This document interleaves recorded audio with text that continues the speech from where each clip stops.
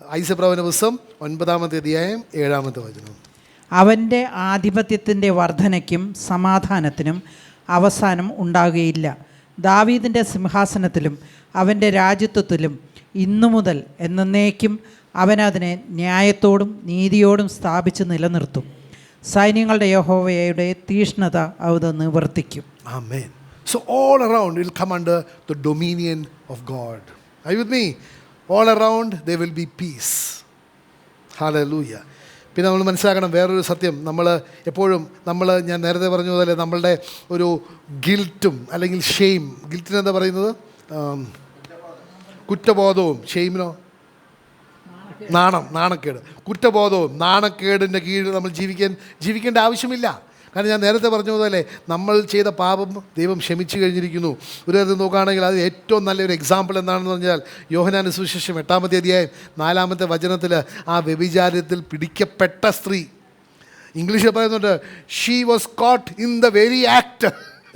അല്ല, നാട്ടുകാരും വീട്ടുകാരും പറഞ്ഞു കേട്ടതല്ല, ഇൻ ദ വെരി ആക്ട്. അപ്പോൾ പിന്നെ അതിന് പിന്നെ എന്നാ പറയുന്ന ഒരു ആലബായി ഒന്നുമില്ല, അല്ലെങ്കിൽ അതിന് വേറെ ഒരു എക്സ്ക്യൂസ് ഇല്ല. പിടിച്ചു, കൈ എന്നാ പറയും, തൊണ്ടി സഹിതം പിടിച്ചു. തൊണ്ടി സഹിതം പിടിച്ച വ്യക്തിയാണ്. അപ്പോൾ അവിടെ ഒരു തരത്തിലും ന്യായീകരിക്കാൻ പറ്റുകയില്ല. എങ്കിലും നമ്മുടെ കർത്താവ് യേശു അവളോട് എന്താ പറഞ്ഞത്? ഒന്ന് വായിച്ചേ. ജോൺ 8:4. അവനോട് ചോദിച്ചത്, ഗുരു, ഈ സ്ത്രീ വ്യഭിചാരം ചെയ്യുമ്പോൾ പിടിക്കപ്പെട്ടിരിക്കുന്നു. ആമേൻ. അവളോട് യേശു എന്താ പറഞ്ഞത്? ഞാനും നിന്നെ വിധിക്കുന്നില്ല, നീ പോവുക, ഇനി പാപം ചെയ്യരുത്. Are you with me? So there is no need. നമ്മൾ പാപം ചെയ്ത് കാണും. ഇവിടെ എല്ലാവരും പാപം ചെയ്തിട്ടുണ്ട്. പാപം ചെയ്ത വല്ല വ്യക്തിയുണ്ടോ? നമുക്ക് നിങ്ങളൊരു സെയിൻ്റായിട്ട് ഇപ്പോൾ പ്രൊക്ലെയിം ചെയ്യാം ഈ സഭയിൽ. അല്ല, സഭ കൂടിയല്ലേ സെയിൻറ്റിനെ ഉണ്ടാക്കുന്നത് ഇന്ന് നാട്ടിൽ. അപ്പോൾ ഇവിടെ പാപം ചെയ്യാത്ത ഏതെങ്കിലും ഒരു വ്യക്തി ഉണ്ടെങ്കിൽ നമുക്ക് ഇപ്പം തന്നെ we can make you A saint.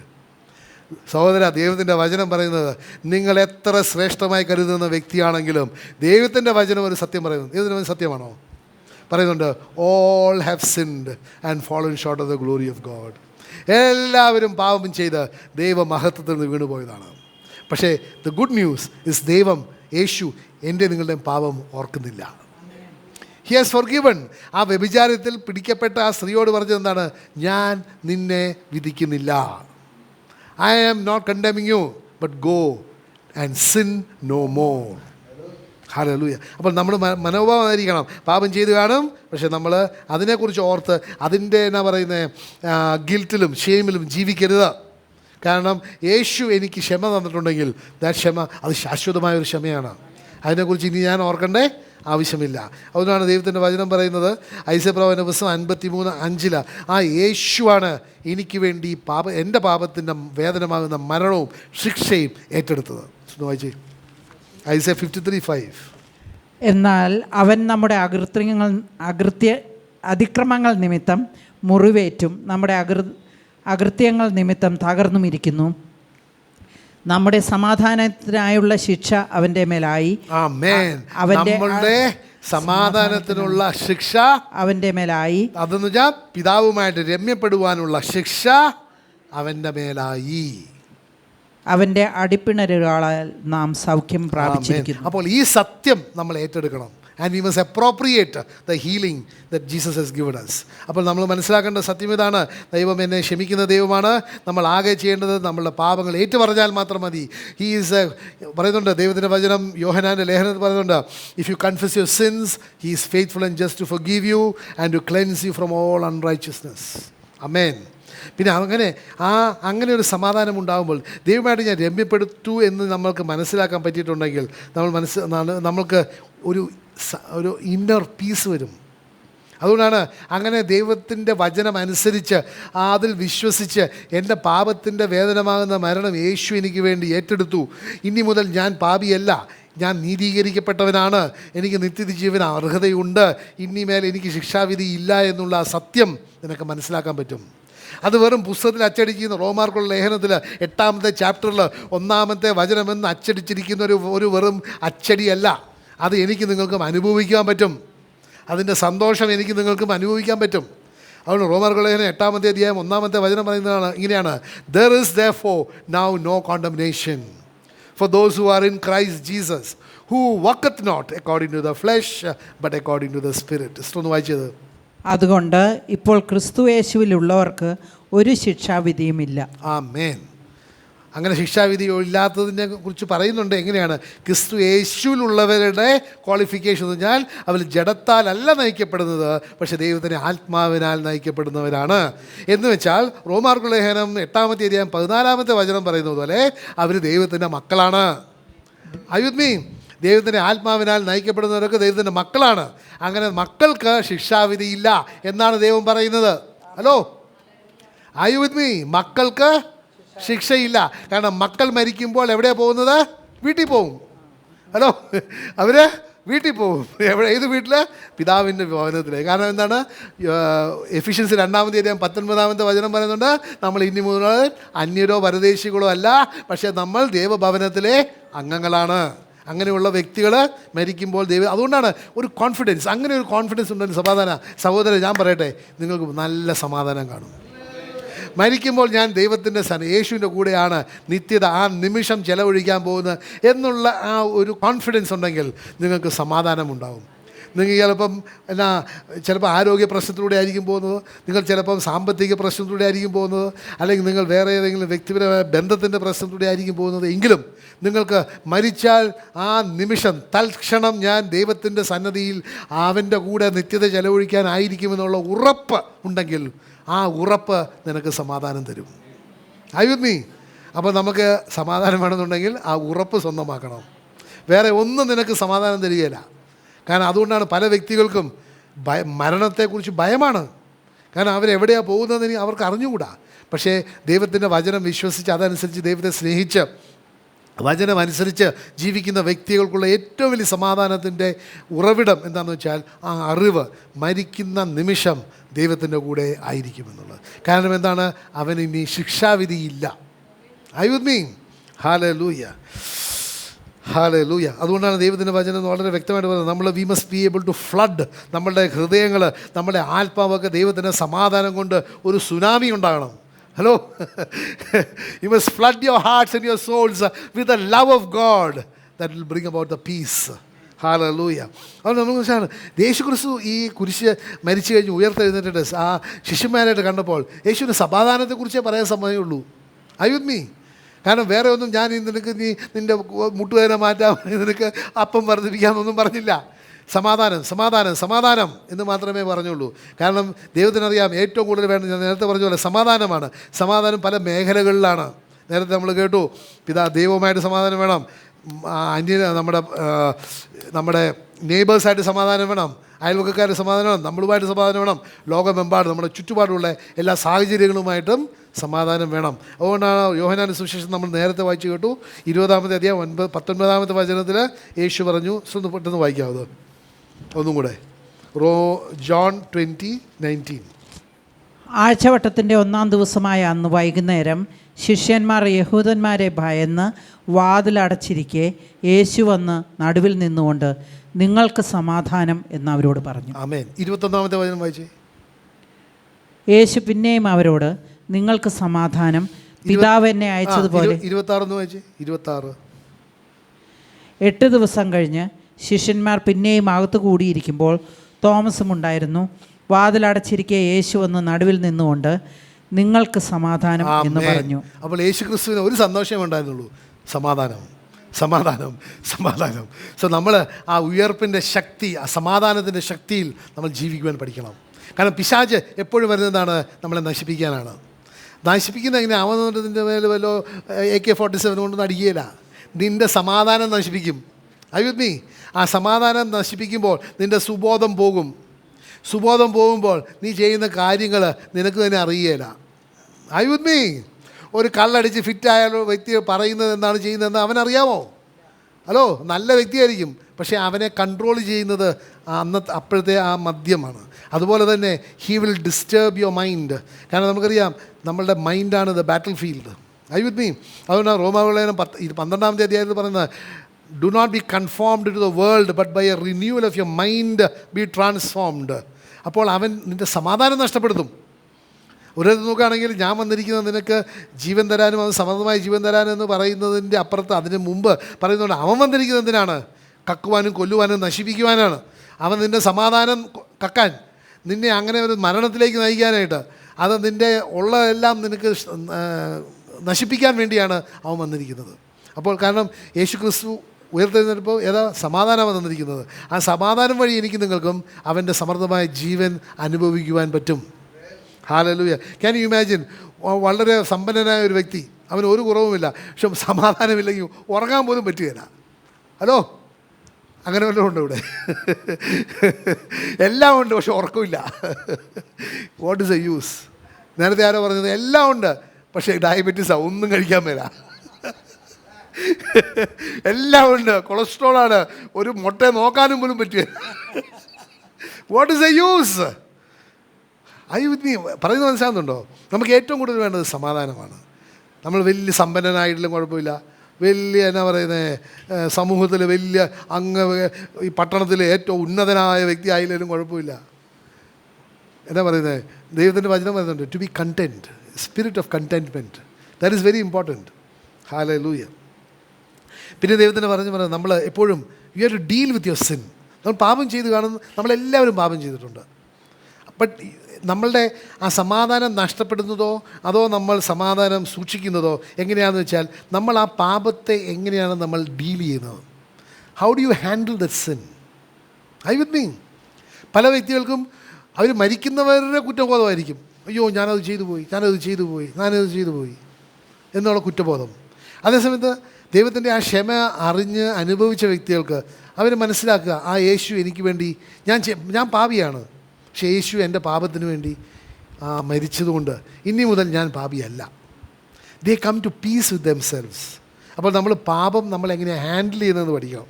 ഒരു വ്യക്തിയെ നമ്മൾ നോക്കുകയാണെങ്കിൽ നമുക്കറിയാം, ആ ധൂർത്തപുത്രൻ, അവൻ ഒരു നോക്കുകയാണെങ്കിൽ നമ്മുടെ നാട്ടിൽ എസ്പെഷ്യലി നമ്മുടെ മധ്യ കേരളത്തിലാണെങ്കിൽ അപ്പൻ 12 ബോർ വെച്ചായിരിക്കും നിൽക്കുന്നത്. അവൻ വരാനായിട്ട് 12 ബോർ.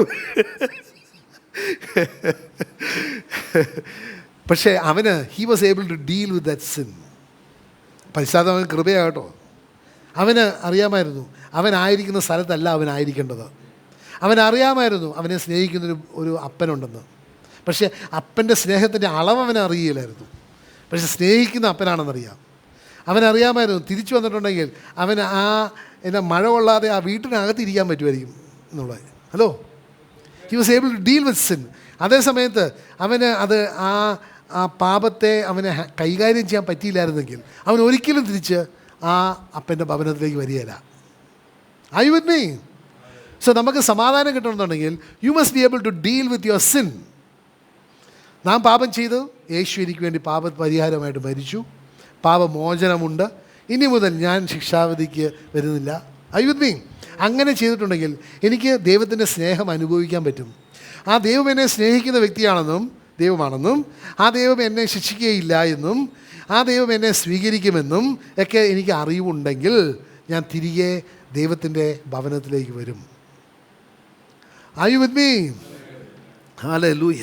അപ്പോൾ നമ്മൾ മനസ്സിലാക്കണം, അങ്ങനെ ആ പിതാവിൻ്റെ സന്നദ്ധിയിലേക്ക് ആ ധൂർത്തപുത്രൻ വന്നപ്പോൾ പിതാവിന് ഒറ്റ കാര്യമേ അറിയാവുള്ളൂ, ഒറ്റ കാര്യമേ മനസ്സിലാക്കാൻ പറ്റുള്ളൂ, ഇവൻ എൻ്റെ മകനാണ്. അത് മാറ്റാൻ പറ്റുമോ? ഹലോ, നമ്മൾ എന്ത് ചെയ്താലും ഇവൻ്റെ മകനാണെന്നുള്ള ആ യാഥാർത്ഥ്യം മാറ്റാൻ പറ്റുകയില്ല. I with me? അതുകൊണ്ട് പിതാവ് എന്ത് ചെയ്തു? 20-ാമത്തെ വചനം വെച്ചേ, ലൂക്ക് 5:15. അങ്ങനെ അവൻ എഴുന്നേറ്റ് അവൻ്റെ അപ്പൻ്റെ അടുക്കിലേക്ക് പോയി. ദൂരത്ത് നിന്ന് തന്നെ അപ്പൻ അവനെ കണ്ട് മനസ്സലിഞ്ഞു. ദൂരത്ത് നിന്ന് കണ്ട് എന്ന് പറയുമ്പോൾ എന്താണ്? അപ്പൻ അവന് വേണ്ടി കാത്തു നിൽക്കുന്നതായിരുന്നോ? അല്ലെങ്കിൽ അപ്പൻ കിടന്ന് ഉറങ്ങുകയായിരിക്കും. പിന്നെ പറയും, ഇതേടാ നിൻ്റെ മകൻ വന്നെന്ന് പറയുമ്പോൾ അവിടെ നിൽക്കട്ടെ കുറച്ച് നേരം, കുറച്ച് നേരം അവിടെ നിൽക്കട്ടെ എന്നൊക്കെ പറഞ്ഞു കാണും. പക്ഷേ അപ്പൻ അറിയാമായിരുന്നു അവൻ്റെ മകൻ തിരിച്ചു വരുമെന്ന്. അതുകൊണ്ട് എല്ലാ ദിവസവും രാവിലെ I believe he was looking onto the road to see the son coming back. ഇന്ന് ഞാനും നിങ്ങളും തിരികെ വരാനായിട്ട് കാത്തു നിൽക്കുന്ന ഒരു ദൈവമുണ്ട്. I with me? ഹല്ലേലൂയ. എന്നിട്ട് എന്ത് ചെയ്തു? ദൂരത്ത് നിന്ന് തന്നെ അപ്പൻ അവനെ കണ്ട് മനസ്സലിഞ്ഞു. അവൻ ഓടിച്ചെന്ന് അവൻ്റെ കഴുത്തിൽ കെട്ടിപ്പിടിച്ച്. ആരോടിച്ചെന്നു? ധൂർത്തപുത്രനല്ല ഓടിച്ചെന്നത്, അപ്പൻ അങ്ങോട്ട് ഓടിച്ചെന്നു. മീ ധൂർത്തപുത്രന് നടക്കാൻ പോലും മേല. അവൻ ഭക്ഷിച്ചിട്ട് ചിലപ്പോൾ ഒരു മാസമായിരിക്കും വയറ് നിറച്ച് തിന്നിട്ട്. മീ അങ്ങനെ ഇങ്ങനെ ചൊട്ടിയൊക്കെ വരുന്ന വ്യക്തിയെ അവൻ്റെ അപ്പൻ ഓടിച്ചെന്നു. ബാക്കി അവൻ്റെ കഴുത്തിൽ കെട്ടിപ്പിടിച്ച്, അവൻ്റെ കഴുത്തിൽ കെട്ടിപ്പിടിച്ച് അവനെ ചുംബിച്ചു. സഹോദര, ഇതാണ് നമ്മുടെ പിതാവിൻ്റെ സ്വഭാവം. മീ കാരണം എന്താണ്? പിതാവിനറിയാം ഈ മകന് വേണ്ടി എൻ്റെ മകൻ ആ കുരിശിൽ മരിച്ചതാണ്. മീ നമ്മൾ ദൈവത്തിൻ്റെ സന്നിധിയിൽ വിലപിടിപ്പുള്ളവരാണ്. മീ എൻ്റെ നിങ്ങളുടെ വില എന്താണ്? ആരുടെ രക്തം? യേശുവിൻ്റെ രക്തം. അതാണ് വില. So we are precious. അതുകൊണ്ട് ദൈവത്തിൻ്റെ വചനം പറയുന്നുണ്ട്, you are a special treasure. Me you are the purchased possession. Hallelujah. അപ്പോൾ നമ്മൾ മനസ്സിലാക്കണം, ദൈവം നമ്മളെ വളരെ ശ്രേഷ്ഠമായ വ്യക്തികളായിട്ടാണ് കണക്കാക്കുന്നത്. നമ്മൾ ദൈവത്തെ അങ്ങനെ കണക്കാക്കുന്നുണ്ടോ? He loved us so much. നമ്മൾ ആ സ്നേഹം തിരിച്ചു കൊടുക്കണം. പിന്നെ നമ്മൾ മനസ്സിലാക്കണം, ആ ദൈവത്തിൻ്റെ സമാധാനം നമ്മൾ അനുഭവിക്കണമെന്നുണ്ടെങ്കിൽ നമ്മളെപ്പോഴും അവനോട് അവൻ്റെ ഹിതമനുസരിച്ച് വരണം. According to his plan. മീ എങ്കിൽ മാത്രമേ നമുക്ക് അവൻ്റെ, കാരണം ധൂർത്തപുത്രൻ്റെ ഉപമ നോക്കുകയാണെങ്കിൽ നമ്മൾ മനസ്സിലാക്കണം, പിതാവ് ആ പന്നിക്കുഴിയിലേക്ക് അവനെ അന്വേഷിച്ച് പോയില്ല. മീ അതേ സമയത്ത് അതേ ചാപ്റ്ററിൽ പറയുന്നുണ്ട്, ആട് നഷ്ടപ്പെട്ടപ്പോൾ ആടിൻ്റെ പുറകെ പോയി. ഹലോ, ആരാ വിലപിടിപ്പുള്ളത്? പുത്രനാണോ ആടാണോ? പുത്രനാണ്. പക്ഷെ പുത്രന് സ്വന്തം മനസ്സ് തീരുമാനമെടുക്കാനുള്ള കഴിവുണ്ട്. ആടിനുണ്ടോ? ഇല്ല. അപ്പോൾ നമ്മൾ മനസ്സിലാക്കണം, നമ്മളൊരു തീരുമാനമെടുത്താൽ മതി. ധൂർത്തപുത്രൻ ദൈവത്തിൻ്റെ കൃപയാലാണ് അവൻ വീട്ടിലേക്ക് വന്നത്. പക്ഷെ തീരുമാനമെടുത്തത് അവനാണ്. അപ്പം നമ്മളൊരു തീരുമാനമെടുത്താൽ മതി, ദൈവത്തിൻ്റെ കൃപയാൽ നമുക്ക് ദൈവത്തിൻ്റെ ഭവനത്തിലേക്ക് തിരികെ വരുവാൻ പറ്റും. അപ്പോൾ നമ്മൾ ആ സമാധാനം നമ്മൾ അനുഭവിക്കണമെന്നുണ്ടെങ്കിൽ നമ്മൾ ദൈവത്തോട് ദൈവത്തിൻ്റെ ഹിതമനുസരിച്ച് ദൈവത്തിൻ്റെ പ്ലാനും പദ്ധതിക്കും അനുസരിച്ച് ജീവിക്കുന്ന വ്യക്തികളായിരിക്കണം. അപ്പോൾ മാത്രമേ ദൈവത്തിൻ്റെ സമാധാനം അനുഭവിക്കാൻ പറ്റുള്ളൂ. ദൈവത്തിൻ്റെ വചനം ഐസയ പ്രവചന പുസ്തകം 55-ാമത്തെ അധ്യായം 8-ാമത്തെ വചനത്തിൽ വളരെ വ്യക്തമായിട്ട് പറയുന്നൊരു സത്യമുണ്ട്. എൻ്റെ വിചാരങ്ങൾ നിങ്ങളുടെ വിചാരങ്ങളല്ല. എൻ്റെ വിചാരങ്ങൾ നിങ്ങളുടെ വിചാരങ്ങളെ പോലെയല്ല. My thoughts are not like your thoughts. നിങ്ങളുടെ വഴികൾ എൻ്റെ വഴികളുമല്ല. എൻ്റെ വഴി, my ways are not your ways എന്ന് യഹോവ അരുളി ചെയ്യുന്നു. ഇത് ഇത്രേ ഉള്ളൂ. എൻ്റെ വഴി ഇങ്ങനെ, ദൈവത്തിൻ്റെ വഴി. ഇത് തമ്മിൽ 1 ഇഞ്ച് വ്യത്യാസമുണ്ട് അല്ലേ? ഹലോ, എത്ര വ്യത്യാസമുള്ളത്? അടുത്ത വചനം വായിക്ക്. ആകാശം ഭൂമിയേക്കാൾ ഉന്നതമായിരിക്കുന്നത് പോലെ, ആകാശം ഭൂമിയേക്കാൾ ഉന്നതമായിരിക്കുന്നത് പോലെ എൻ്റെ വഴികൾ നിങ്ങളുടെ വഴികളെക്കാൾ, എൻ്റെ വിചാരങ്ങൾ നിങ്ങളുടെ വിചാരങ്ങളെക്കാൾ ഉന്നതമായിരിക്കുന്നു. ഹല്ലേലൂയ. അപ്പോൾ നമ്മൾ മനസ്സിലാക്കണം, ആ ദൈവത്തിൻ്റെ സമാധാനമാണ് നമ്മൾ തേടേണ്ടത്. അത് യു മസ്റ്റ് ബി റിയലി എന്നാ പറയുന്നത്, സെലസ് ഫോർ ദാറ്റ്. അതുകൊണ്ട് യോഹന്നാന്റെ സുവിശേഷം 14-ാമത്തെ അധ്യായം 26-27 ഒന്ന് വായിക്കാമോ? 14:27. സമാധാനം ഞാൻ നിങ്ങൾക്ക് തന്നിട്ട് പോകുന്നു, എൻ്റെ സമാധാനം ഞാൻ നിങ്ങൾക്ക് തരുന്നു. ലോകം തരുന്നത് പോലെ അല്ല ഞാൻ നിങ്ങൾക്ക് തരുന്നത്. നിങ്ങളുടെ ഹൃദയം കലങ്ങരുത്, ഭ്രമിക്കുകയും അരുത്. ആമേൻ. ലോകം തരുന്നത് പോലെ അല്ല ഞാൻ തന്നത്. എൻ്റെ സമാധാനവും ലോകത്തിൻ്റെ സമാധാനവുമായിട്ട് വ്യത്യാസമുണ്ട്. മീ അപ്പോൾ നമ്മൾ തേടേണ്ടത് ദൈവത്തിൻ്റെ യേശുവിൻ്റെ സമാധാനമാണ്. അപ്പോൾ നമ്മൾ ആ സമാധാനത്തിൻ്റെ രാജാവിനെ നാം സ്വന്തമാക്കണം. അപ്പോഴാണ് ആ സമാധാനത്തിൻ്റെ ശക്തിയിൽ എനിക്ക് നിങ്ങൾക്കും ജീവിക്കുവാൻ പറ്റുക. അതുകൊണ്ട് ഐസയ പ്രവചന പുസ്തകം 9-ാമത്തെ അധ്യായം 6-ാമത്തെ വചനം വായിക്കാം. നമുക്ക് ഒരു ശിശു ജനിച്ചിരിക്കുന്നു, നമുക്കൊരു മകൻ നൽകപ്പെട്ടിരിക്കുന്നു. ആധിപത്യം അവൻ്റെ ചുമലിലായിരിക്കും. അത്ഭുതമന്ത്രി, വീരനാം ദൈവം, നിത്യപിതാവ്, സമാധാന പ്രഭു എന്ന് അവൻ വിളിക്കപ്പെടും. ആമേൻ. അപ്പോൾ സമാധാന പ്രഭുവിനെ ഞാൻ സ്വന്തമാക്കുമ്പോൾ എനിക്ക് സമാധാനം ഉണ്ടാകും. മീ അതുകൊണ്ടാണ് ദൈവത്തിൻ്റെ വചനം വളരെ വ്യക്തമായിട്ട് യോഹന്നാന്റെ സുവിശേഷം 14-ാമത്തെ അധ്യായം 1-ാമത്തെ വചനം പറയുന്നത്, let not your hearts be troubled, believe in God, believe also in me. സമാധാനമില്ലാത്ത വ്യക്തികളുടെ ഹൃദയങ്ങൾ കലങ്ങിയിരിക്കും അല്ലേ? അവർക്ക് അസ്വസ്ഥതയാണ്. ഉറങ്ങാൻ മേല, കിടക്കാൻ മേല, നടക്കാൻ മേല. ആരോ പറഞ്ഞതുപോലെ രാത്രിയാകുമ്പോൾ പകലാകാൻ കാത്തു നിൽക്കും, ആ പകലാകുമ്പോൾ രാത്രിയാകാൻ കാത്തു നിൽക്കും, എവിടെയെങ്കിലും എന്തെങ്കിലും സമാധാനം കിട്ടുമെന്ന് വിചാരിച്ചിട്ട്. വിത്ത് മീ വായിച്ചേ, ജോൺ 14:1. നിങ്ങളുടെ ഹൃദയം കലങ്ങിപ്പോകരുത്. ദൈവത്തിൽ വിശ്വസിക്കുവിൻ, എന്നിലും വിശ്വസിക്കുവിൻ. ആമേൻ. അപ്പോൾ അതുകൊണ്ടാണ് ലൂക്കായുടെ സുവിശേഷം 2-ാം 14 പറയുന്നത്, ദൈവം യേശുക്രിസ്തു വന്നത് സമാധാനം കൊണ്ടുവരുവാൻ വേണ്ടിയാണ്. അത്യുന്നതങ്ങളിൽ ദൈവത്തിന് മഹത്വം, ഭൂമിയിൽ ദൈവപ്രസാദമുള്ള മനുഷ്യർക്ക് സമാധാനം ആമേൻ എന്ന് പറഞ്ഞു. ആമേൻ. He was born to bring peace. Isaiah 57:19. ഞാൻ അധരങ്ങളുടെ ഫലം സൃഷ്ടിക്കും, ദൂരസ്ഥനും സമീപസ്ഥനും സമാധാനം, സമാധാനം. ഞാൻ അവരെ സൗഖ്യമാക്കും എന്ന് യഹോവ അരുളിച്ചെയ്യുന്നു. Amen. I create the fruit of the lips, peace, peace to him who is far off and to him who is near, says the Lord, and I will heal him. Amen. അപ്പോൾ സമാധാനം, യേശുക്രിസ്തു സൗഖ്യം തന്നിട്ട് സമാധാനം നമുക്ക് തരും. I with me. നമുക്കത് അവസാനിക്കുന്നതിന് മുമ്പ് ഒരു വചനം ഒന്നും കൂടെ ഞാൻ ഇംഗ്ലീഷിൽ വായിക്കാം. ടുഡേ, ഇന്നത്തെ സാഹചര്യം, നമ്മൾ ലോകത്തിൽ കേൾക്കുന്ന സാഹചര്യത്തിൻ്റെ ഇടയിൽ it is very very relevant and you must take it as a prophetic word. Isaiah 9:7 നേരത്തെ വായിച്ചതാണ്. I will read it. Isaiah 9:7. It says, of the increase of his government and peace there will be no end upon the throne of David and over his kingdom, to order it and establish it with judgment and justice. From that time forward, even forever, the zeal of the Lord of hosts will perform it. ഇന്ന് ലോകത്തിൽ പ്രത്യേകിച്ച് നമുക്കറിയാം, Syria ആ രാജ്യങ്ങളിൽ എന്തെല്ലാം അക്രമങ്ങളാണ് നടക്കുന്നത്. I with me. But we must believe one thing. Unto us a child is born, unto us a son is given, and the government will be upon his shoulder. And his name will be called Wonderful Counselor, Mighty God, Everlasting Father, Prince of Peace. Of the increase of his government and peace, increase, of his government and peace, there will be no end. Then it says, upon the throne of David and over his kingdom, to order it and establish it with judgment and justice. From that time forward, even forever, the zeal of the Lord of hosts will perform this. ഇത് നമ്മൾ വിശ്വസിക്കണം. ദൈവത്തിൻ്റെ ഒരു rule, ഒരു government വരുന്നുണ്ട്. Let's pray for that. കാരണം ഞാൻ വേറെ ഏതോ ഒരു ടോക്കിൽ കേട്ട് I think I sent it to you all. Oh, it was sent by Sunil. ഒരു മുസ്ലിം ഒരു വാട്സപ്പിൽ, നിങ്ങൾക്ക് ഒന്ന് കേൾക്കണം വല്ലപ്പോഴും. നിങ്ങൾ വാട്സപ്പിൽ വേറെ you listen to that. It's about a half an hour talk. ഒരു മുസ്ലിം ആയിരുന്ന വ്യക്തി എങ്ങനെ യേശുവിനെ കണ്ടുമുട്ടി, ദൈവത്തിന് വേണ്ടി ഇപ്പോൾ വചനം പ്രഘോഷിക്കുന്ന വ്യക്തി. But one truth he was saying, it is very touching. പുള്ളി ഇപ്പോഴത്തെ ഐസിസും ഇപ്പോഴത്തെ ക്രൈസിസിനെ കുറിച്ചൊക്കെ പറയുമ്പോൾ പുള്ളി പറയുകയാണ്, അവിടെ Muslims they don't know what to do, they are confused. I with me.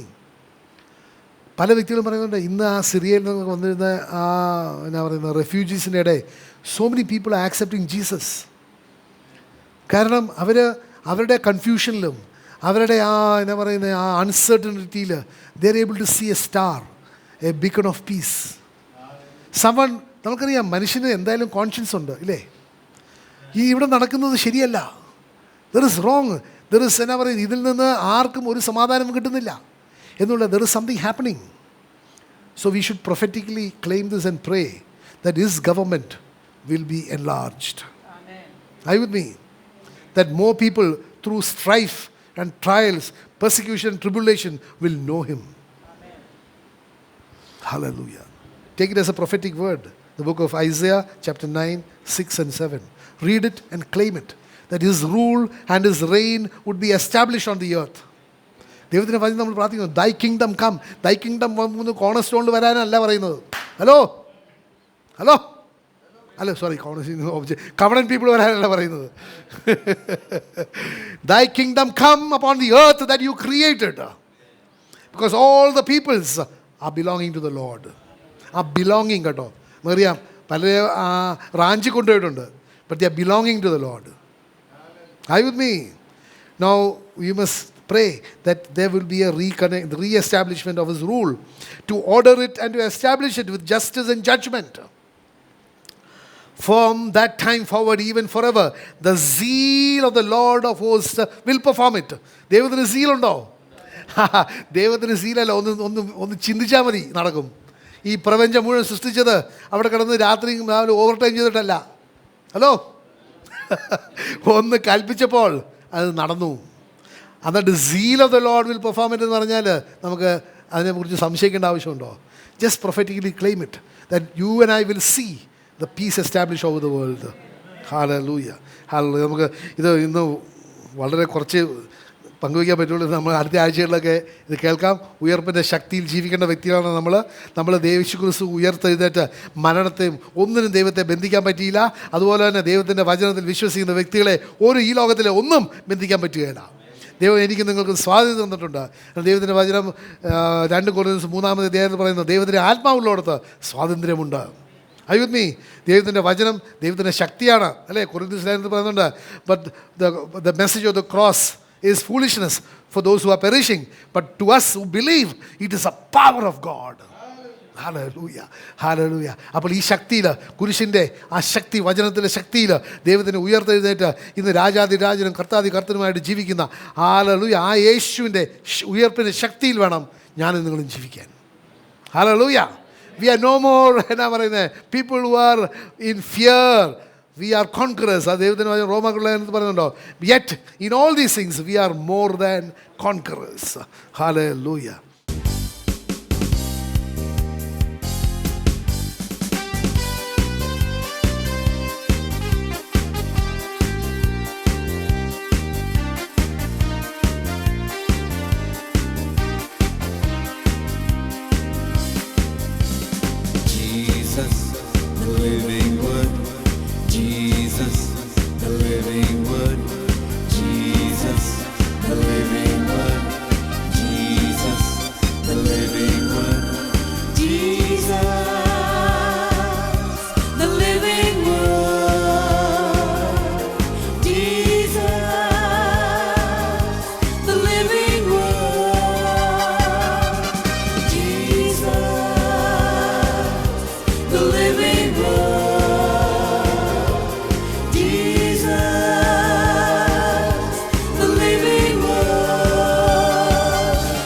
King.